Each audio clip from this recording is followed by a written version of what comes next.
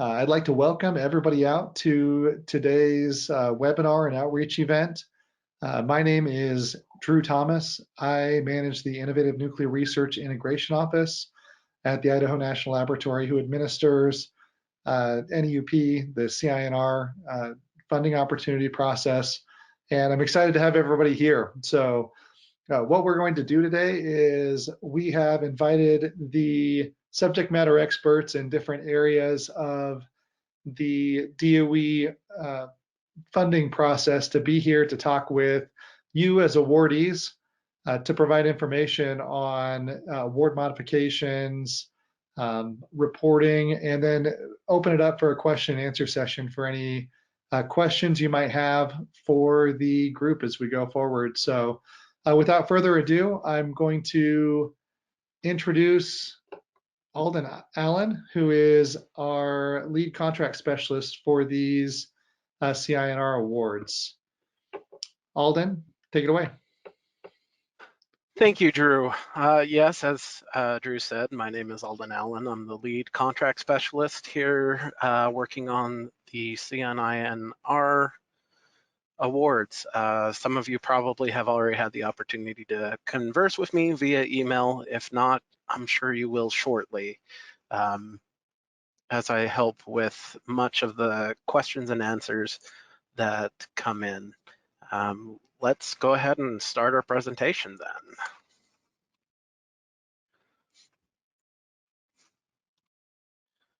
It all starts after selection by the DOE, and which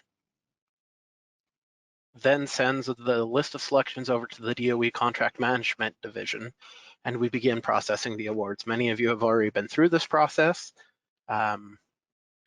As a PI or business manager, you can help with the processing of the application by providing complete budget justifications, which includes quotes for equipment over 5K, as well as a detailed travel breakdown looking for the number of days, as well as locations of the proposed travel and your general costs, your flight, your hotel, and your meals, etc., and any other special things.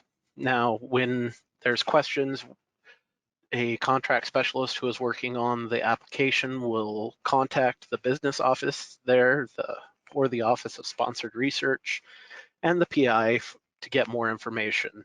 Usually getting this information is primary to us being able to process the award and get it set up in time for the beginning at the new fiscal year in October. So providing those documents as quickly as possible helps us get it out to you as quickly as possible.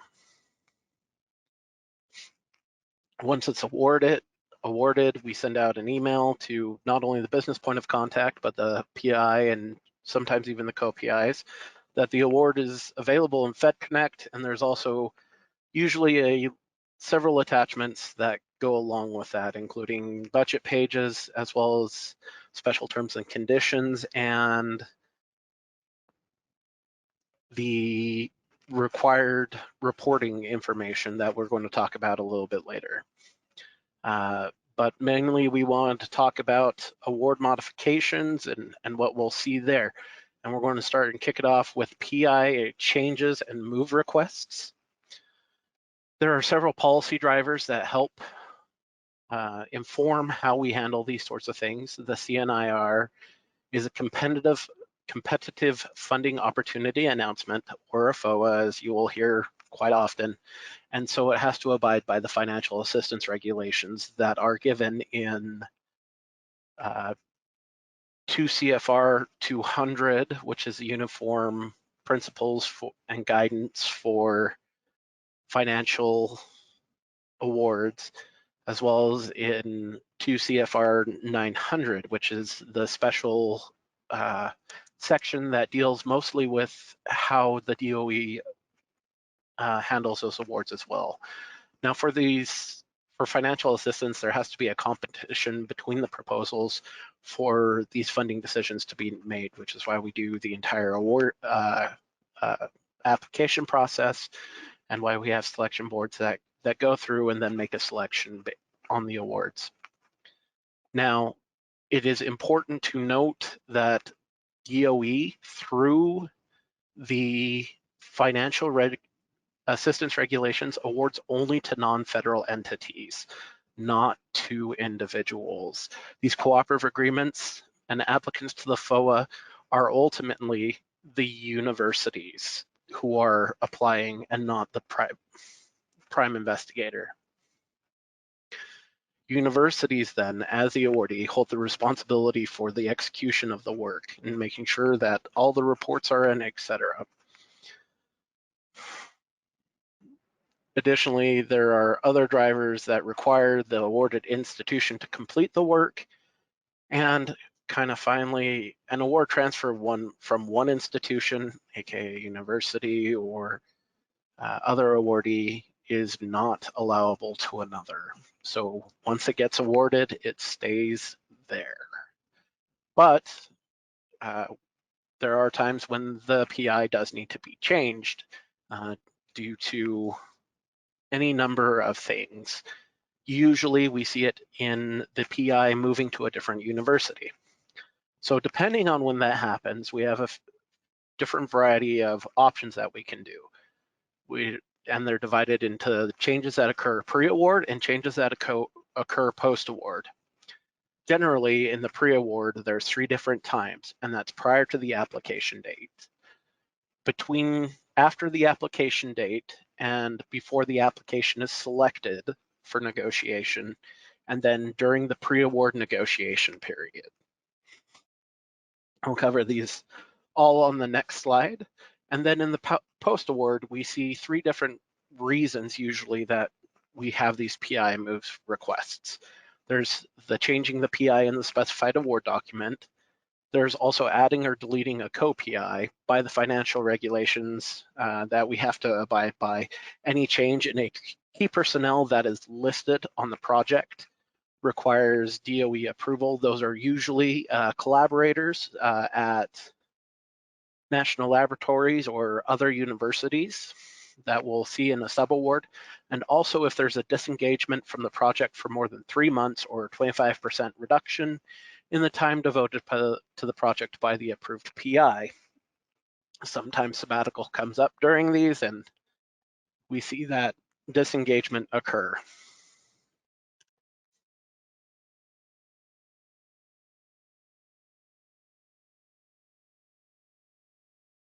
Pardon, I had a cough.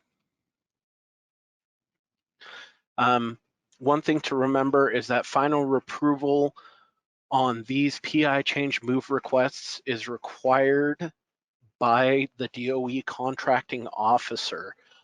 Nobody else, not me, not anyone who assists at the INL can make these approvals, and they usually come in an award of modification.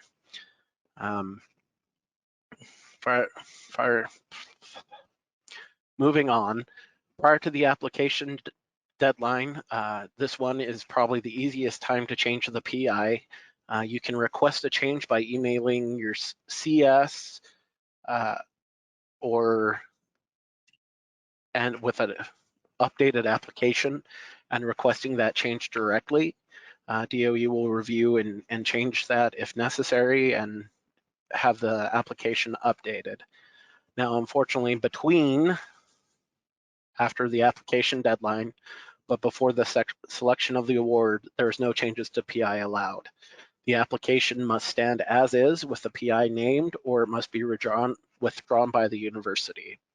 And then after the award is selected, but before it is awarded, during that pre-award negotiation time, we have the same options as if it was requested during post-award. And here's what those options are.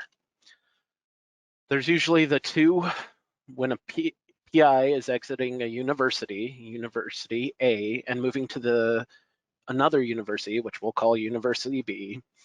There are 3 different options to this one. University A can request approval from DOE to assign a new PI at the university itself to continue the work. University A can, option 2 is that University A can request approval from DOE to assign a new PI at University A and then assign the existing PI from University A moving to University B as a co-PI and add University B as a sub-awardee to the award.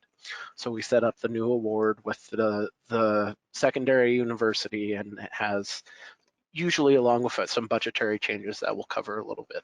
And then there's the third option, which is to cancel the award if it's during the pre-award, like there is nobody else at the university who would have the skill set to be able to perform the work, or terminate the award should there be post-award. There is always one more alternate option, and this is for the PI to receive an adjunct faculty position. And this usually goes through the institution itself to set up them up as a PI. And these are usually for projects that are really close to completion, where it would, because the adjunct faculty position lasts under 1 year in general. However, the rules are based on those at the institution, and so they vary quite frequently, and sometimes it may or may not be an option depending on the university. So when there is a PI or change move requests, there's really 3 steps that go for it. It starts with a formal written request sent to the contracting specialist for the award. Usually that's myself, Alden, albeit there can be others that help out with these that there may be. If there is a question with that, it is good to ask the business contact or the Office of Sponsored Research. They should have that information for you if you don't have it. And in that request, it should identify the new PI for the university with a 2-page resume or CV and provide the rationale and justification for the change in PI. So one of those 3 options, the idea that they're moving, that we're sub-awarding some of the work, or that we're additionally has that drop in work as described. And now if we're doing the subaward option request, we also need to have the description of the proposed subaward to University B, and that includes the similar supporting documents like you would see in the funding application. So your budget justification, indirect rate costs, and anything like that. And then when we receive that, the request is reviewed by me as a contract specialist, and I work with both the contracting officer and the technical project officer to determine that the request still has merit and it remains within the programmatic boundaries that the award was submitted under.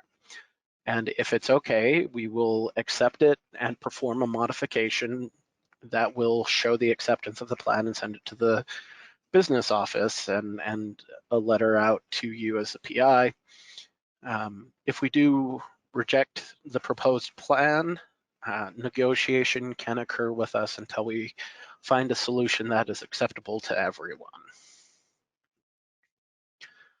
Now, what about co-PIs moving? Because they're moving from sub-awardees rather than the prime university. What we ask is we keep the sub-awardees in place. So we keep the university to university relationship and ask that University B in the sub-award to suggest a new co-PI. And again, we have you send that information regarding the new co-PI for approval as indicated in the last slide. So that 2-page resume that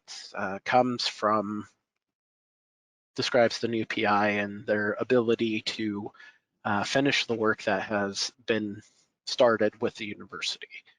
Sometimes this collaborator is going to be with the national laboratory, or as we call them, the FFRDC, Federally Funded Research and Development Center.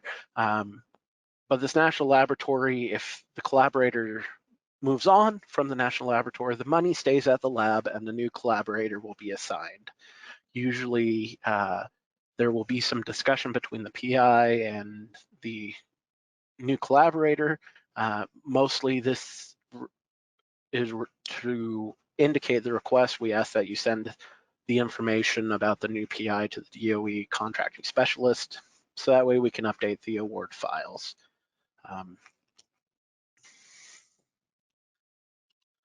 Now on to award modifications, other than the PI moving. They generally follow under 3 categories: project scope, change in project scope, a budget revision, which is transfers over 10% of the direct cost of the budget, requests for new subawards, and also requests for equipment not in the original application, and as well as no cost extensions. And we're going to cover each of them in turn. The policy drivers, again, these are based on the uniform administrative requirements, cost principles, and audit requirements for federal awards. Our lovely 2 CFR 200. If you ever feel like needing to sleep at night and you can't get there, I suggest reading it. It's fantastic. It'll get you right to sleep. Additionally, they're found in the regulations of the Department of Energy at 2 CFR 900, as well as the DOE Guide to Financial Assistance. And more specifically, as we do the sub-awarding and procurement, the university policies tend to come in and need to be followed as well with those. So your individual university will help with those, and we need to make sure that we follow them, as well as these additional policy drivers. And again, just like the PI change, these requests for award modifications are only approved by the DOE contracting officer, which is usually Jeff Fogg. He is on our line with us today, and it will be usually done in an award modification, an official award modification that goes through FedConnect. So in a project scope, usually we will see these in a change should an issue occur or new information come to light on the project. And it contains the 3 steps, pretty similar to a PI change, in which we start with a formal written request to the CS with the following information. We use a request to change in scope, describe how it's changing, and the reasoning and the justification for the change, indicate any adjustments to the milestone schedule and deliverables that occur due to the change in scope, and please include any prior discussion on the change in scope with the relevant HQ program manager, because often these changes in scope come up during quarterly discussions with program managers. And so having that background information helps us review it quickly and more accurately. The request is a little bit different in that it's reviewed not only just by the contracting specialist, CO and TPO, but the HQ program manager usually weighs in to help us determine that the request remains within the programmatic boundaries that were applied for and still has the merit for DOE. And once again, we will approve or reject that project scope change. It will come out in official modification if approved. If not approved, we can continue negotiation to reach a applicable scope change that works for DOE and for the university as well. Next, on to budget revisions. Usually we see the budget revisions for a number of reasons, and per our uniform administrative guidance, we can see them in the following: a transfer of funds between direct cost categories identified in the awards budget pages, which is usually provided as attachment B5 with the award, that exceeds the 10% of the total award budget. So that includes sub-awardees and the FFRDC in those. And the inclusion of costs requiring prior approval per 2 CFR 200 subpart E cost principles.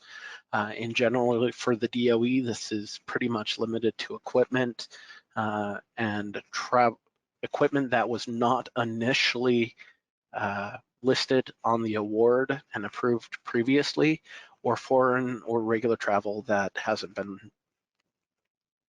listed on the award. It also includes the sub-awarding, transferring or contracting of any work on the project, except acquisition of supplies, materials, equipment, or general support services. So any major work on the project will be that's a subaward will trigger a budget revision as well. And finally, the transfer of funds budgeted for participant support costs to other categories will also trigger a budget revision. Usually, we don't work a whole lot with human subjects and human participants, so this comes up very rarely, and it's just kind of a for your knowledge category on here. But the process for a transfer of costs, again, we're going to go back to that formal written request to the CS with the following information. We need to put the requested changes in the SF424 budget document that you did for the FOA application itself. It's usually a 3-year project, and it divides it up into a few different categories, and it allows us to be able to compare the previous one with the current one. And additionally with that, we need reasons for the budget changes occurring. Justifications for the new costs or cost changes. This should include quotes if necessary, or should it include previous foreign travel or new travel to have a travel breakdown like you would see in the application as well. And any other document, and in that written request, document any other impacts to the deliverables or milestones that might occur due to the changes. We need to know how these changes will affect or will produce more information on the project itself and how it will affect the outcome. The request will be reviewed by me, the CEO, the TPO, and once again will be accepted or rejected via modification. And if the proposed revision is rejected, we can go through negotiation to create a change that works for everyone. Subawards, again, it's very similar. We follow the written request, the CS, and this is similar whether we're setting up a new subaward to a university because of a PI change, or whether we're just found another collaborator that can provide expertise for the award, or even a industry collaborator that can do it as well. And so we need 2 different budgets this time around. We need the SF424 and the budget justification, the thorough justification with quotes, etc., for the sub-awardee, and then one as well that documents the changes for the prime awardee, the University A in this case. It also helps to have a letter from the sub-awardee indicating that they support and accept the work that is coming to them. So that way we know that it has been discussed between the universities, and again, documenting any impacts to the deliverables or milestones that occurs due to these changes. The request will again be reviewed. It will be accepted or rejected in a modification, and of course, if rejection, we can negotiate with the awardee to find a proper solution. As for unapproved equipment purchases, these are equipment purchases over $5,000 that come from that creep in, possibly because of a debut of a new technology or similar, that were not initially listed and approved in the initial award. With this, again, we go with the formal written request. These can be sent through the email to the CS containing the following information.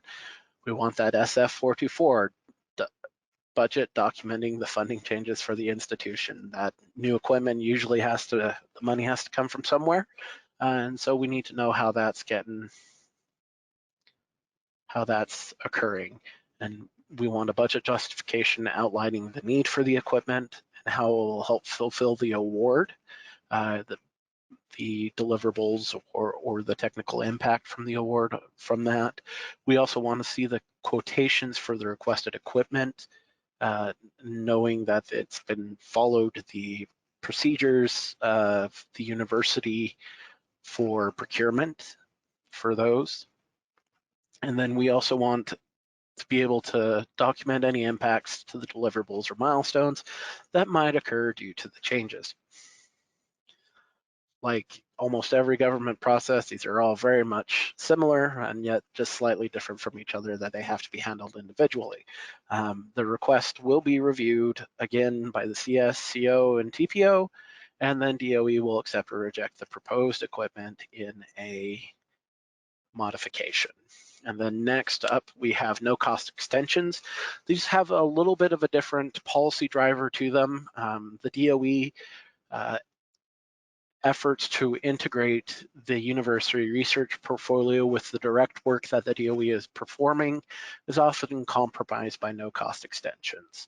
I know with the COVID virus and pandemic, these have become rather common due to the delay in research work that it created.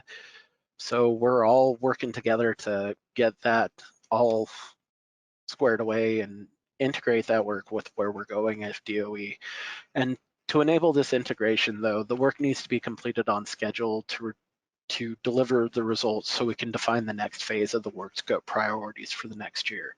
Unfortunately, late results create a situation where the university research itself becomes disconnected from the current DOE program priorities.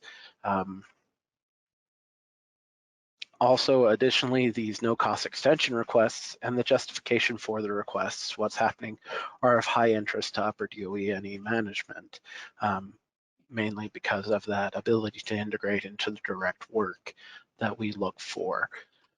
One-time no-cost extensions do not provide additional funds for the work. They do not approve additional work. They must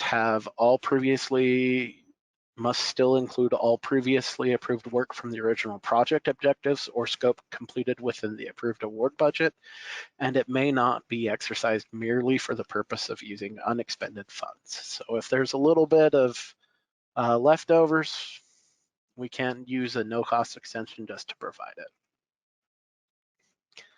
Once again, these ones are a little bit different. We have a form that's available at neup.inl.gov that needs to be filled out, and it's got a few sections in there to let us know the issue and the justification and how long of an extension. They can be requested for up to 1 year. And this form needs to be submitted to Clara Hack at the address there and Crystal Sosala at the INL. And they will work with us here at DOE to get those reviewed, and they will be approved or denied in a modification as well by the CO. Now we want these to be submitted by April 15th. Any requests after this date will be reviewed after October 1st, just due to additional timing restrictions. Except in the case of emergency circumstances, we understand that some things just go really, really wrong. And if need be, it can be submitted, but it is rare that they are reviewed during that time period. The earlier it is identified that the project may need additional time, the better it is to request the NCE. The earlier we know, the earlier we can get around to correcting and making sure that hopefully we can get the award in closer to time as possible. The request will be reviewed, and then DOE will accept or reject the NCE.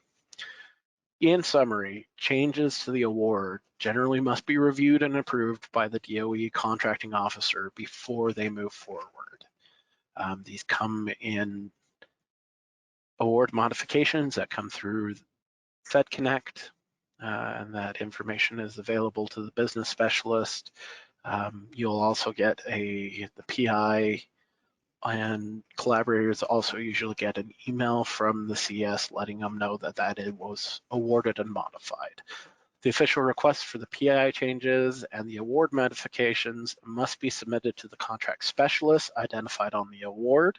And again, if you're unsure who your CS is, ask your Office of Sponsored Programs. They have access to that information. It says so on the award itself. Once again, usually it's probably going to be me, if you haven't already heard from me. And If a change or modification is necessary, please be sure to submit the information as early as possible to ensure us being able to perform a timely review, so that way it does not impact the flow of the work. And that is all I have for my section of the presentation.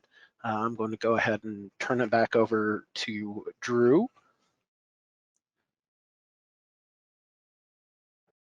All right, thanks, Alden.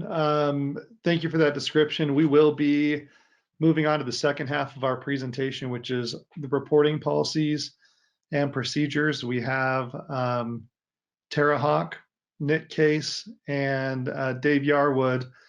Tara's with DOE Idaho, Nick with my office, and Dave Yarwood runs the PICS-NE system that we use for reporting. So I'll turn the time over to Tara to kick things off.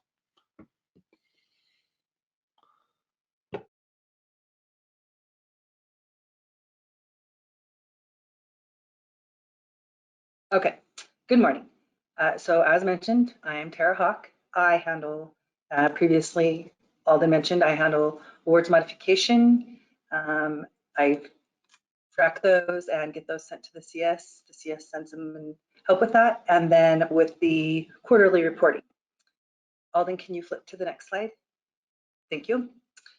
So here are your contacts for quarterly reporting, as well as some award maintenance items. And so you have that. So there, as mentioned, myself, Tara Hawk, Crystal, and then for PICS, there's Dave Yarwood and Dave Bates. Go ahead. So here we have the kind of lines out the reporting requirements checklist. The reporting requirements checklist can be found in the attachments of the award document section. To access your award documents, as mentioned earlier, go ahead and check with your business office. Someone there has access to FedConnect and help. For any FedConnect questions, there is a need help on the FedConnect webpage. It's a Fed need help link that will get you to FedConnect assistance. That can help you if you're having issues accessing that to submit your reports. So here you have the reporting requirements checklist that is different for each award. They're generally the same though, but it has checked which award needs to be submitted and where it needs to be submitted. So this slide only has the one page, but on page one, this is as seen on this slide, and it will have what report you need to submit and where you need to submit it. On page two, there's a list of email addresses. It is important to get it submitted to the appropriate website, whether it's FedConnect or for a final report, it goes to Awardee, and to also get it to the list of emails. It's really important to get that sent to psdreport@id.doe.gov as well. That is how we process it and log it as received, and then we verify that it was submitted to the appropriate other places such as FedConnect and Awardee. So the quarterly, as it says here, the quarterly, yearly, and final reporting are essential. The reporting requirements are enforced upon the university as well as the PI. Sideline, if the PI leaves, retires, and there's a PI change, or maybe a PI change hasn't been implemented, it does fall to the university. And not getting these reports in can result in delayed funds reaching the award. It can result, if it goes too long and doesn't get handled, it can result in possibly not being accepted for new awards in the future. If you submit applications but you have been delinquent and haven't turned in your reports. So it is important to submit the reports and to submit them to the appropriate places. It is the awardee's responsibility to ensure timely and complete reports are submitted by the subboards and subrecipients. We won't chase that down. That is up to the awardee, and it is still important that that gets done, and again, falls ultimately to the university. If there are any other questions about that, you can refer to the DOE F 4600.2 Federal Assistance Reporting Checklist and Instructions. Also, my contact information is on there. You can email us questions and we can sort things out for you and get you to the appropriate people. And next, so now I'll pass it back to Drew.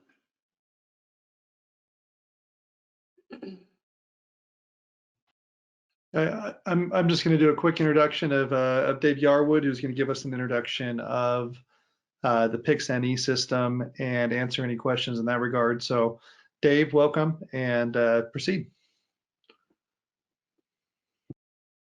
All right, I'm trying to set there we go. I think I'm unmuted now. All right, good afternoon, everybody. I'm Dave Yarwood, Allegheny Science and Technology Lead Program Analyst for NEUP Awards. Also have Dave Bates on the line. He's the Lead Analyst for CTD and the Need to with NSU Access Supports. You can see our contact information on the slides. The NEUP Awards and CTD Awards at AlleghenySD.com. They're great because they go to both of us, so we can cover for each other in case one of us is not available. So we essentially have three primary responsibilities: assisting you, the PIs, with reporting, maintaining the PICS-NE reporting system for all the awards to allow for program oversight of all the awards, and basically assisting DOE ID and INL with other DOE NE headquarters requirements, funding and budgeting and those kind of things. So we can go to the next slide, please. All right. Well, primarily, I like to think of my goal as making sure you have as much time as possible to spend on the research and as little time trying to navigate this reporting process as required. So happy to be on the team and happy to be your first call if you have any questions. If I don't know the answer, I will usually probably just reach out to Tara or Alden or Nick or somebody to find you a good answer. So starting off with the work package form. So once your product is awarded, the first requirement is to submit this work package form, which is essentially your plan to accomplish the awarded scope. It's generally two tabs. The first tab is just two narratives, the scope and objectives. The second tab is the meat of the form. That's where you put in your milestones and your spend plan. So the milestones basically measure your accomplishment of the awarded scope. They should match the milestones that are defined in your application in the project narrative section, and it's defined in Part 4, Section E5 of the CINR FOA. Typically, there's between 9 and 12 milestones per award, although depending on who your DOE NE federal manager is, they may want either more or fewer, depending on the scope, the size of the award, or the duration. There are two types of awards, major and minor, or excuse me, not two types of awards, two types of milestones, major and minor. And basically the major or minor determines what type of deliverables is required. So deliverables for major milestones are typically technical reports. They're suitable for publication, and they're reviewed by the technical point of contact, the national technical director, and they're approved by the DOE NE federal manager. The deliverables for minor milestones are generally informal reports, and they're just approved by the technical TOC.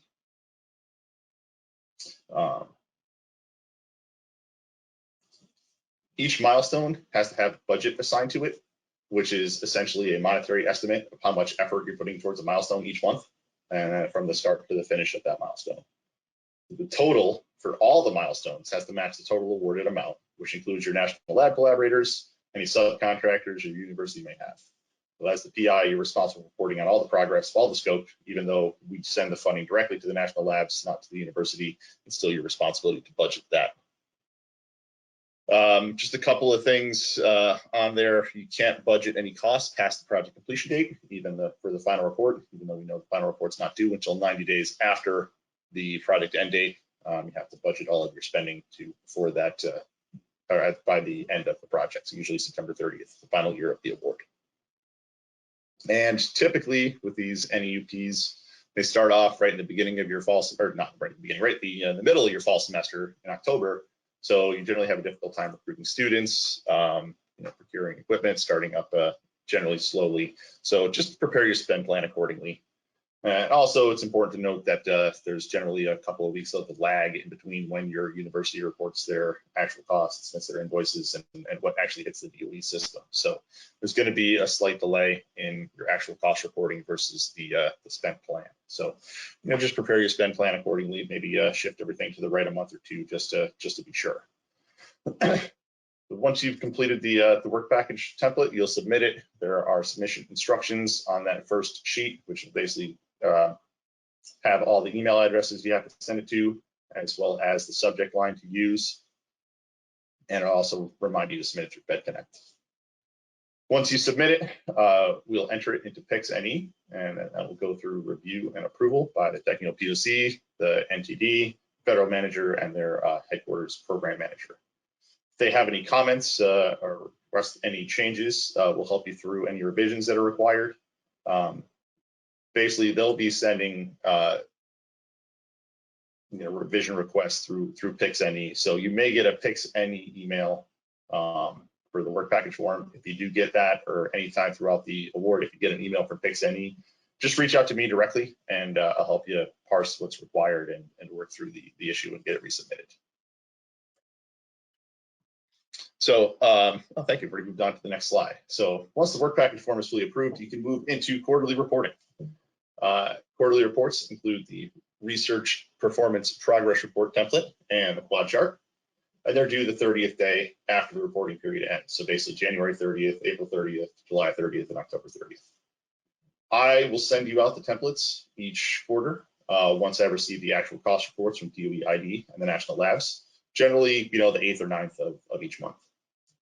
So the RPPR is an Excel template. It's got several tabs: the cover sheet, accomplishments, products, students and collaborators, impacts, changes or problems, cost and schedule status, and product outcomes. I send detailed instructions with each template, so you don't have to dig through your email each time, each quarter to look for them. I'm not going to cover the entire RPPR during this presentation, but I want to cover some key highlights here. So the first quarter, you'll have to complete the entire RPPR. You can use none or not applicable or nothing to report as necessary if you don't have that information at the start of the project for some of the things like impacts or changes and problems and those kind of things. Each ensuing quarter, I'll send you an updated version. Basically, every narrative field you populate will carry forward, so you only just need to review them and update as needed, with a few exceptions. Each quarter, you'll need to provide a new narrative under accomplishments for section 1D, which is what was accomplished under these goals, and 1E, what do you plan to do during the next reporting period. You also should be updating your products, student collaborators, and changes/problems. So try to make these templates as easy to complete as possible. Most of the fields are just narratives. You can just type into the required fields whatever updates you may have. On products and student and collaborators in particular, there are several fields that have drop-down boxes. So for products, the type of product, and then on students and collaborators, the product role, citizenship, foreign collaborators, those kind of things. So use those drop-down boxes instead of typing into those fields. And as always, refer to the instructions with any questions. And then on changes/problems, we'll talk a little bit about the milestone status as we get further on. But if a milestone is late or expected late, and you have a long narrative or explanation, include that explanation in the appropriate section, which is section B. So on to the next slide, please. Oh, I apologize. I was supposed to move this to the end. Can we move to the next slide and then come back to this? Thank you. Sorry about that. So the cost and schedule status is kind of the trickiest portion of the quarterly report. So this is where you enter the status for your milestones. Milestones come from the work package form you submitted at the beginning of the project.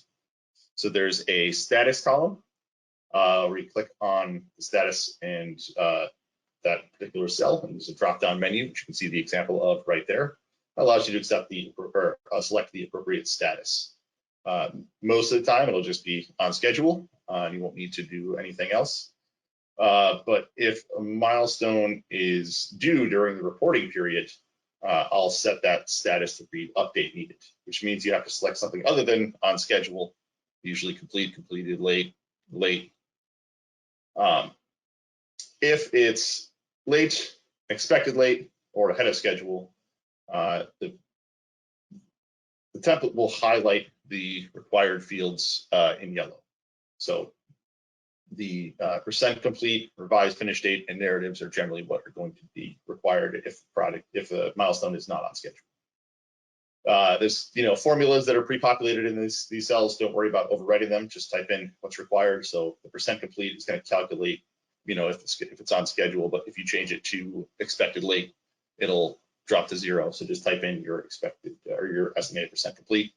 Same thing with the revised finish date. It's going to look up and see if you've entered one in the past. If you have, and you have a new one, you can just overwrite it, no problem. And then lastly, the narrative, just a brief explanation of why it's late or ahead of schedule.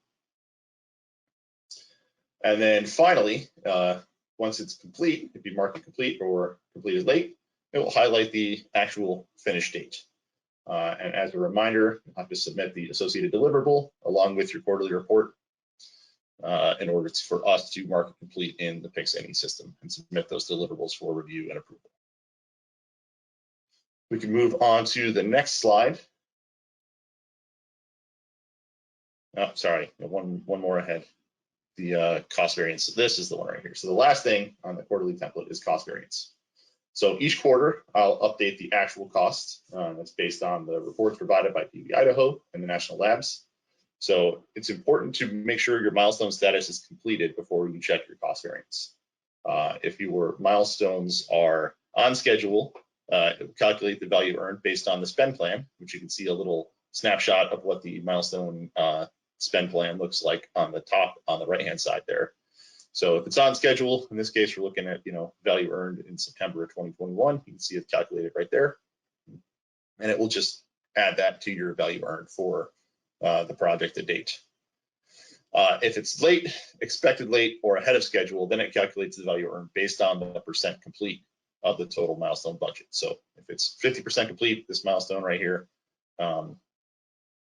I said I checked my math and did it properly, but I didn't actually do that because the total milestone value is 142,740. So if it's 50% complete, it would actually be 71,370 would be the value earned. So apologize for the error there. Basically, it will total up all of the value earned for all of your milestones and give you that value earned and compare that to the costs to generate your cost variance. And if your variance is greater than plus or minus 10% and plus or minus 25,000, then a narrative is required.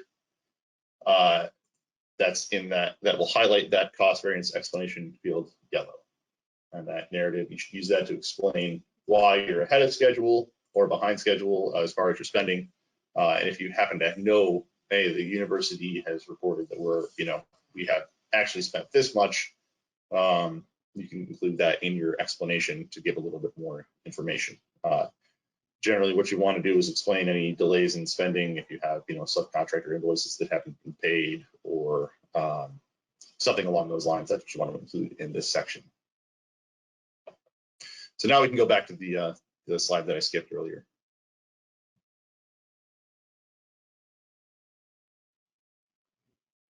This one right here, thank you. So this is my last slide, just a couple of reminders first. We've got an example of the quarterly reporting instructions there on the right, which first says submit online to FedConnect, as well as submit by email to all these email lists. You'll see INR reports, that's Nick and his team at INL. The PSD report at id.doe.gov, that's Tara and Doreen at DOE Idaho. Me up at id.doe.gov, me up awards at AlleghenyST.com, that's me and Dave Bates. And it'll also have your federal manager's email and your DOE Idaho technical product officer's email in there. Sometimes the federal manager and the TPO are the same, so you may only receive one email in there, or it might be duplicated. But basically, you just want to copy and paste those into the to line, and then the subject line will update each quarter as well. It'll have your award number in there, that DE-NE number, as well as the particulars of what quarter report is included in there. It's important to use that subject line so that the folks at DOE ID can appropriately file this report and mark it completed, submitted on time. I've also got a snapshot of FedConnect there. Generally, I refer PIs to their Office of Sponsored Programs or the business office or whoever deals with FedConnect on their at the university. You probably or may not be an expert in FedConnect, and they probably are. So leverage that capability as best you can. But if you do have FedConnect access, you can see a quick screenshot of where the new message button is. And it's basically just like using a web form to submit an email. So you should basically use the same subject line and same email addresses, I believe. So just a reminder, quarterly reporting is very important. We want to make sure that you guys are doing the work that you said you were going to do, and also that if you need any assistance or you have any issues or problems, that we can get those addressed for you or help you address them however possible. If the quarterly reporting is delinquent, future awards to the university may be in peril. What I really want to say is that I'm happy to assist you however I can. I've been working for the government for 15 years, so I've got a lot of experience navigating bureaucracy and reporting requirements. So again, my goal is to help you and make this process as easy for you as possible, so you can spend as much time focused on your research. So thanks for your time, and as always, reach out with any questions that you may have. And I will turn it back over to, I think I'll turn it over to Nick now to talk about final reports. And I'll turn it back over to Drew for intro. Okay, Nick, we'll turn the time over to you to finish out the presentation. All right, thanks, Drew. Thanks, Dave. Hey, I just wanted to give a shout out to the Daves, both Dave Yarwood and Dave Bates. Both are super resources and very responsive, so keep their contact information in your back pocket for any related questions. To recap, the final report is really the capstone to your project. There's no required format or template.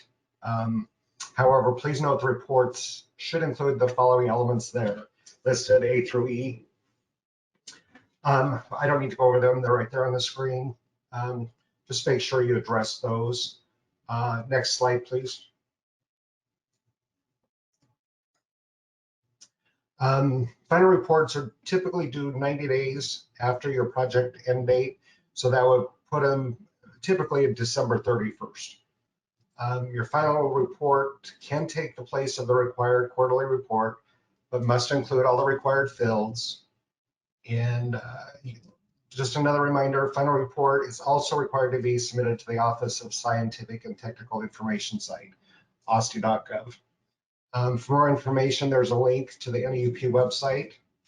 And as always, feel free to email any of us with questions during the process. We work closely together, so if we can answer your question, we can get it to the right person.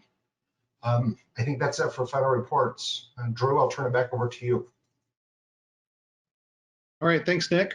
Thanks to all of our presenters. We have about 10 minutes here for a question and answer session. So wanted to open up the floor. If you could go ahead and type your questions into the GoToWebinar questions box that's on your GoToWebinar display.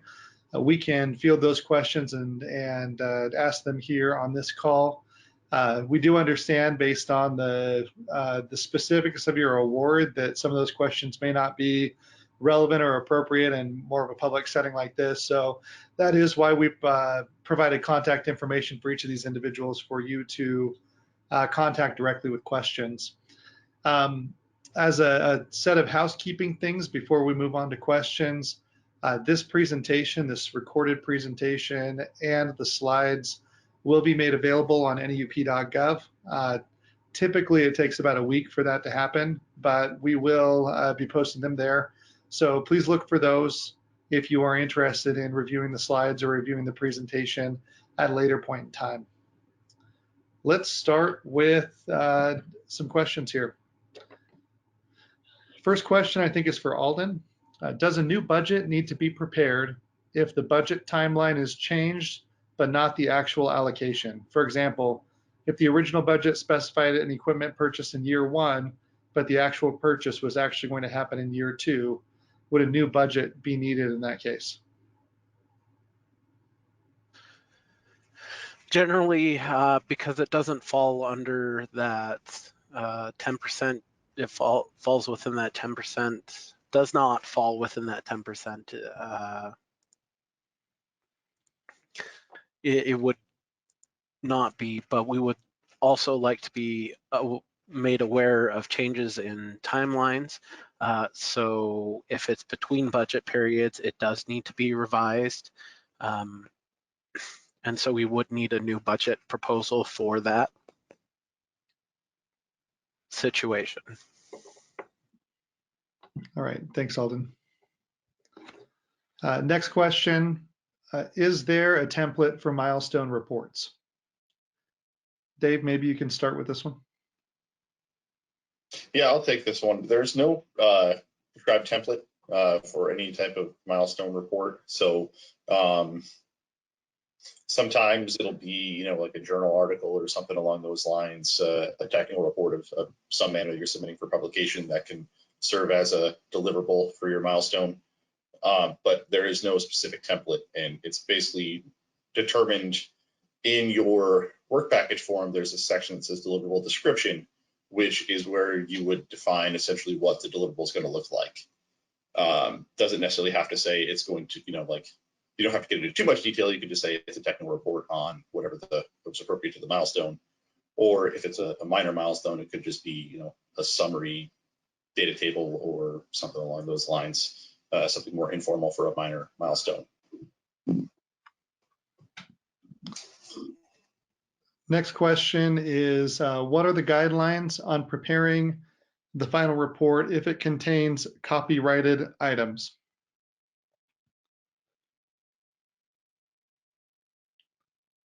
So I'll go ahead and anybody can add on to this, but each page will need to be marked appropriately when submitted. And I think that's basically it. I know when it goes through the OSTI process, there's legal requirements and reviews. So they typically catch that information. Again, just make sure your each page is marked appropriately. Anybody have anything to add to that?